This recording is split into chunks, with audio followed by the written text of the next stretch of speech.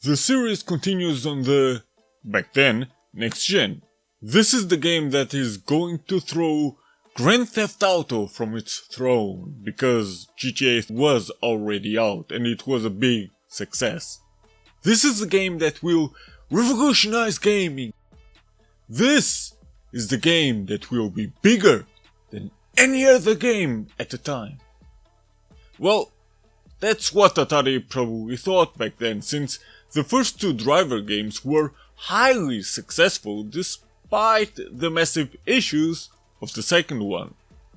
However, nothing worked in Atari's favor because of their own stupidity, and while they ultimately paid the price, Reflections were the ones that had to suffer the most in all of this, which is quite sad and rather infuriating. Now, you may think that I will dive into the infamous Driver Gate, which was a massive thing back then. After all, you cannot talk about Driver 3 without even mentioning Driver Gate. But I will not talk about it because, you see, with or without Driver Gate, Atari's massive failure, the extremely high budget for the game at the time, or the beyond high expectations from Atari and even Driver fans. Fact of the matter is that the game was released in the state we know, so ultimately Driver Gate doesn't matter. To start everything off, Driver 3 is beyond ambitious and actually quite amazing, but a massive disaster at the same time. You see, the first Driver set the boundaries on what could be done on a PlayStation 1 in an open world setting. Sure, you could not get out of the car, and yes, GTA already existed, but going full 3D and you being able to drive around in 4 different big cities was amazing back then, and a thing only Driver was able to do. Driver 2 went ahead and added more to it. Well, they added or tried to improve so much to the point where the game begged to be released on the PlayStation 2 instead. Driver 3 continues the trend of breaking boundaries, or rather it tries to.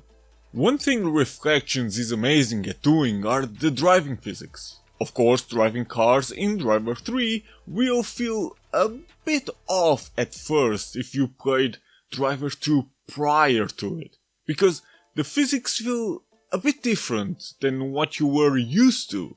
But of course, this is mainly the effect of 2 console generations.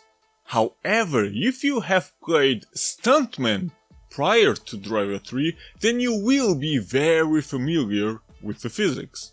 But either way, I think this is how driving physics should be done.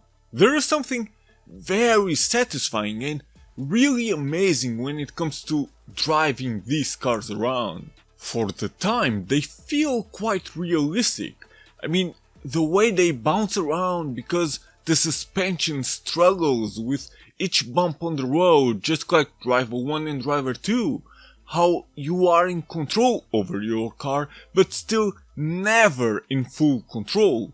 How they are no magical powers that magnet your car to the road, but instead everything is purely physics based, and so on. Stuff like this makes Driver 3 an amazing experience. Sure, many missions might require trial and error, but personally I always get a massive boner, no joking, when I drive around in these 3 cities in these cars. This is something the Driver franchise, at least up until now, has been best at, and Reflections have mastered this aspect to a T like no other. Even today I would prefer driving around in these cars with these physics rather than any GTA, Watch Dogs or other open world games. Because the driving in those games that I've mentioned seem more like a secondary thing, something that is in those games because it has to be and nothing else. While in Driver, the driving is much more than that. It's not just a means to an end, it's an actual experience and the main focus of the game. But well, I was talking about the cars here. There are also boats that feel a bit clunky, but still, the physics on the water seem fine. There aren't that many missions where you actually drive a boat, and when you do, it's mostly just going from point A to B, and that's about it. Getting out of the boat can be infuriating though, because the on-foot controls are horrible, but I will get to that. You also have bikes this time around, and obviously they are quite different to drive than cars or boats, and honestly, they feel kinda off in the sense of being too sensitive. It's like each small directional change or just trying to adjust your bike on a straight line, it feels like the bike wants to slide around from side to side. Mind you, however, that I was playing on a PlayStation 2 using the analog stick, and surely it also doesn't help that there is a dead spot on the analog stick while using it, which might contribute to the issue I had riding the bikes. I didn't use the D-pad this time around because of the fucking pressure sensitive buttons, otherwise I would have used it because I prefer to drive with the D-pad over the analog stick. But damn those damn pressure sensitive buttons. However, the variety of vehicles you have here is actually quite amazing. Each city has its own unique vehicles, for the most part at least, and even more can be unlocked if you find them, just like in Driver 2. Heck, it's actually surprising that the game doesn't have planes as well. But then again, if you know the background behind this game and the massive pressure reflections were under, then it's not surprising that planes are not here. I will not dive much into the story because honestly it's almost irrelevant and not that much different from Driver 2. There is a new gang or something, you go undercover, Jericho is your main enemy or rival in all of this, and yeah, I mean, the story has never been the strength of any Driver game up until this point. Do you remember a few minutes back where I said that the driving in GTA or Watch Dogs seemed like a secondary thing?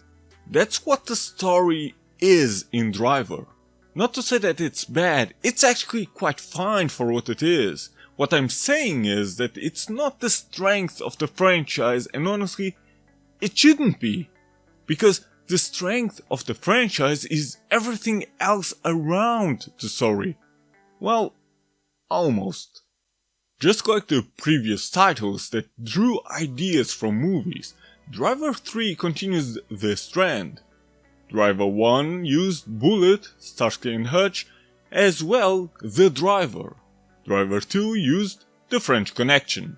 Driver 3 plays in a more modern setting, which is evident by just looking at many of the cars you can drive. So, the movie's reflections drew inspiration from also had to be more modern, and this is where Ronin and Heat come in. Both movies feature Robert De Niro.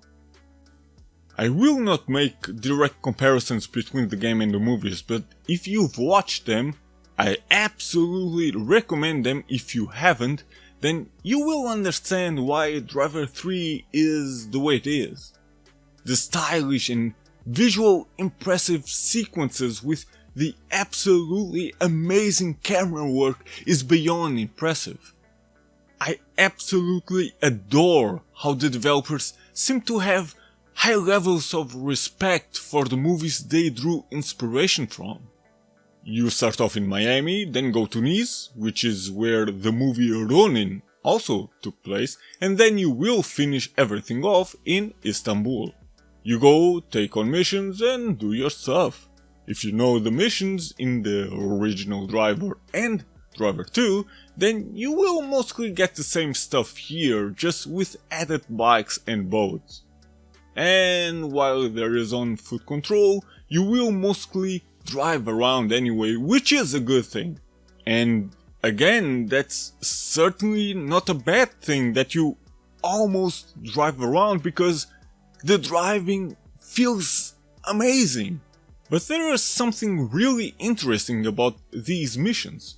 While in total there are just 3 cities and actually even less missions than in the prequels, the way you can finish many missions is actually up to you. For example, this mission where I have to chase Fabienne around. You can simply chase her around like in any other Driver game, or you can make short story of her by simply not getting in the car, but instead shoot at her as she drives by. With a bit of luck, you stop her and the mission will be done in seconds. Essentially, what I'm saying is that many missions have multiple paths to the finish line, which is an added bonus because it makes you want to simply retry a mission just to see how else you can finish it. It encourages replayability, which is a good thing. And no, the difficulty isn't quite as high as in the previous Driver games. For instance, there are only a few missions with timers, which means that otherwise you can take your time, and most missions simply are nowhere near as hard as, for example, President's Run, Get the Clue, or Hijack the Truck. Sure, some missions can be a challenge. Chasing Kalita around was quite something, but still, the difficulty even in that mission pales in comparison. But the game still is hard, however in a different way. The driving physics probably will be a challenge for most, so adapting to them will take time and patience. But once you do, since most missions are about driving, you will be good to go. However, then there is a different issue that makes this game quite difficult for all the wrong reasons. Yep, it's the on-foot gameplay. First off, John Tanner walks around as if he had a stick up his ass. The speed he walks around is actually fine in itself, but what is baffling is that if you walk sideways or in a 45-degree angle, Tanner actually walks faster. I mean, what's going on? And yes, controlling Tanner is a chore. Heck, sometimes if you are not in the right angle or position, Tanner doesn't even enter the car he's supposed to enter. Instead, the camera just repositions itself and he just stands there. But even that would actually be somewhat passable if the shootouts were not here at all. Because what ultimately almost destroys Driver 3 and gives it the bad reputation it has are the running and gunning. Since the game was released on PC as well, I assume that the aiming will be a lot better because, come on, a mouse simply does a better job compared to the analog stick or even D-pad. But damn, the aiming feels shit! Even with auto lock on, which is something I recommend you do either way, Tanner often doesn't aim properly, and even if he does, the hit detection seems to fail big time. Heck, often the game will baffle the shit out of you and make you almost rage quit. I mean, just look at this! I am aiming directly at a full visible enemy, but just because there is an obstacle in between me and him, no matter how small or low that obstacle is, there will be a fucking invisible wall for some reason. It's really infuriating having to see this crap, and because of it, it's far better if you just don't even engage in close combat. Just stay away and shoot everybody from a sizable distance. And no, that doesn't make for a good gameplay. But you want to see more, right? Okay. This is the final part of the fucking final mission, and this is how you defeat Jericho. I mean, just look at this shit. You can easily hide behind cover and shoot at him. The AI doesn't have the intelligence to just walk up to me or force me to get out of the cover or even hide itself. The AI is brain dead. This does not happen just in the final mission, this always happens. And it's sad to see this because this particular mission started off with a banger, because you were chasing a train around and tried to pass it in time. Heck, even shooting the bad dudes after it would be a good idea, but the game does not have the controls, intelligence, nor the hit detection for it. Essentially, all the parts in the game where you have to walk around are horrible, quite honestly, and inexcusable. And then there are the missions where you drive and have to shoot at the same time. While a nice idea in itself, the problem is that you aim depending on how you drive. Meaning, the character that is actually using the gun while Tanner drives always aims forward at a fixed position no matter what. This means that you can only hit the enemy car if Tanner drives the same line the enemy drove. Drive alongside the target?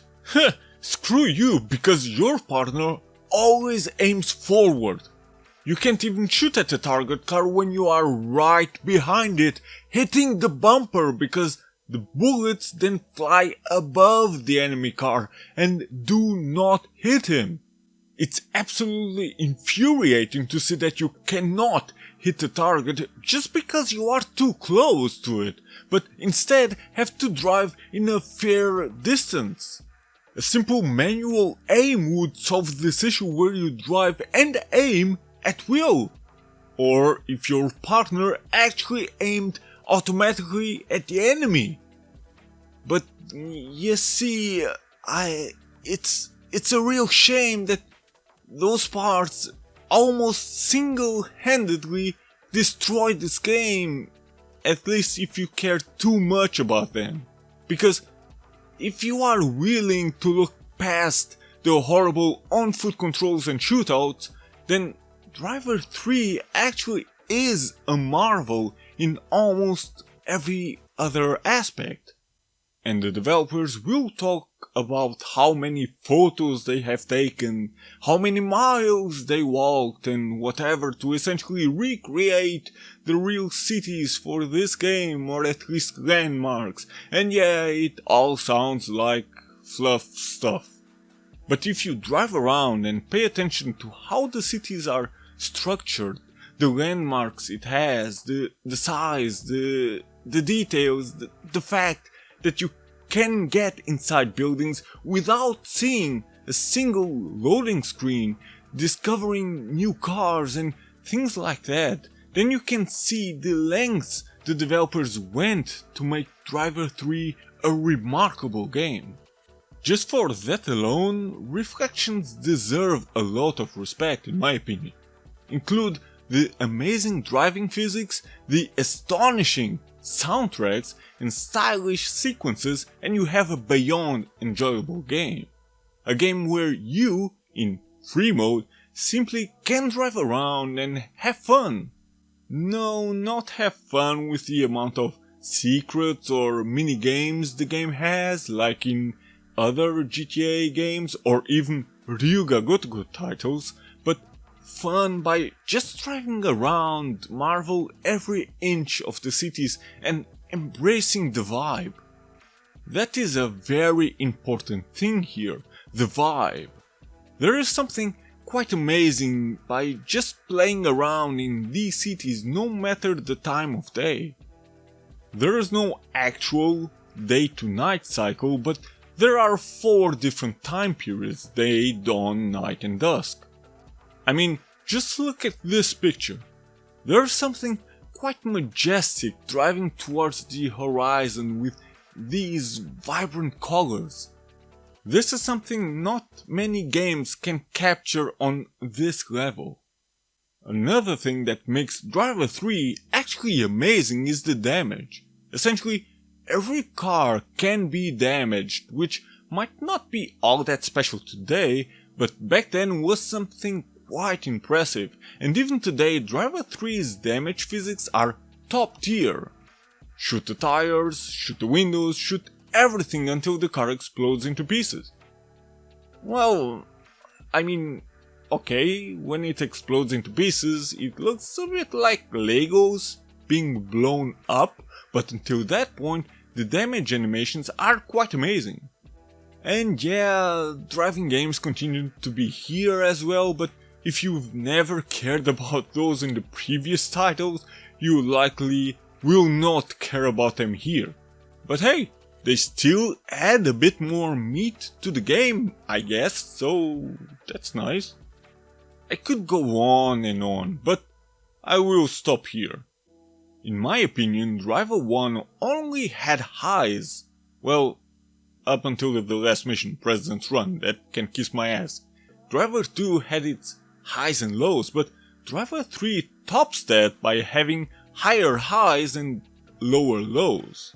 Because the flaws it has, which mainly boil down to the on-foot controls, are so massive that for many people it overshadows every other good or even amazing aspect the game might have. And sure, the driving physics certainly are not for everyone, which might also be a negative aspect for many. But for the ones these driving physics are for, they are really for. And if you are willing to look past the horrendous on-foot controls and shootouts, they have no excuse, and adapt to the driving physics, then Driver 3 is more ambitious than the previous titles in what it tries to do. It succeeds in many areas and certainly is worth playing even if it's just the free mode. I mean, I can understand if you hate Driver 3 because some things are inexcusable, for sure, but overall, I personally love the game, because the good things it has are actually amazing even to this day. If I ever had to describe Driver 3 in one sentence, I would say it's a majestic tragedy.